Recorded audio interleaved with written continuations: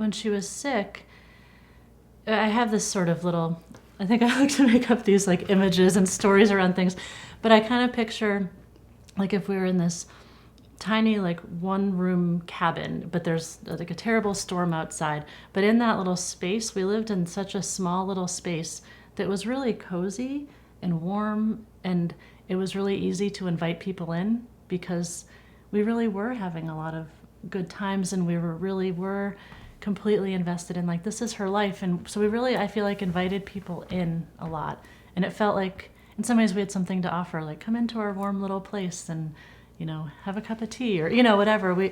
And in some ways after she died, for a long time I felt just like almost like we're outside that and we're just out in the storm. And so I think it's been harder for me to like invite people there, because it doesn't feel like when she was sick, of course we had all this sadness and sort of dread about future things and all these things, but it still felt like a place where I could invite people in and feel good about that. And I feel like after she died, it was really hard for me to kind of invite people in, because it just felt so just cold and dark.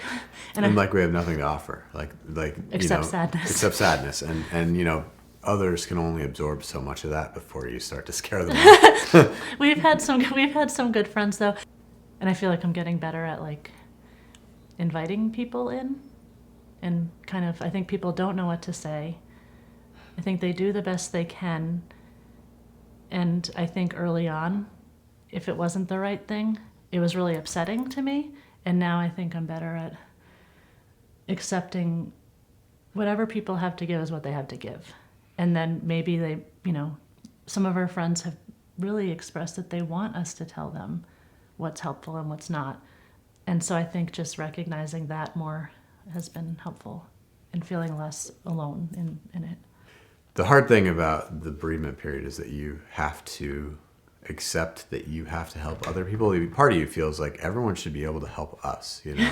I'm the one who's grieving, but you have to get, I feel like I have to get to a point where I can realize that they're there, but you have to help them with that first part, because nobody knows how to navigate that, because no one's ever done that. Most people have never done that before. And so once you're willing to help them, they're willing to show up and be there. And some people, it comes really naturally and can do it without that. And those people are, more evolved souls or what, Who knows? Or who knows?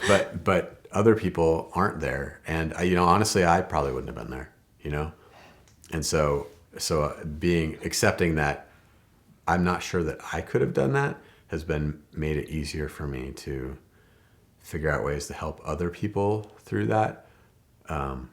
And I think also for me, like when Emerson was sick, we had so much support coming from every direction, and it felt like people were just so involved. And then after she died, it felt like that kind of fell off.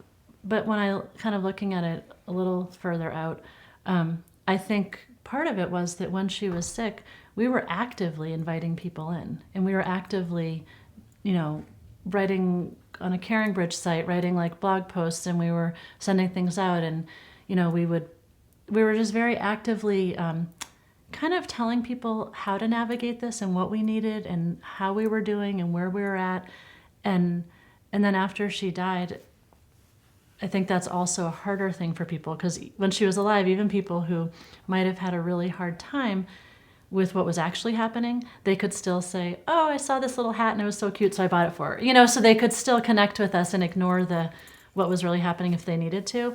And then after she died, that becomes harder to do. But I also do think there's a piece of it where in some ways I just couldn't guide people at that point. And so I think that now we're getting a little bit to a point where we can kind of help people in if we want to.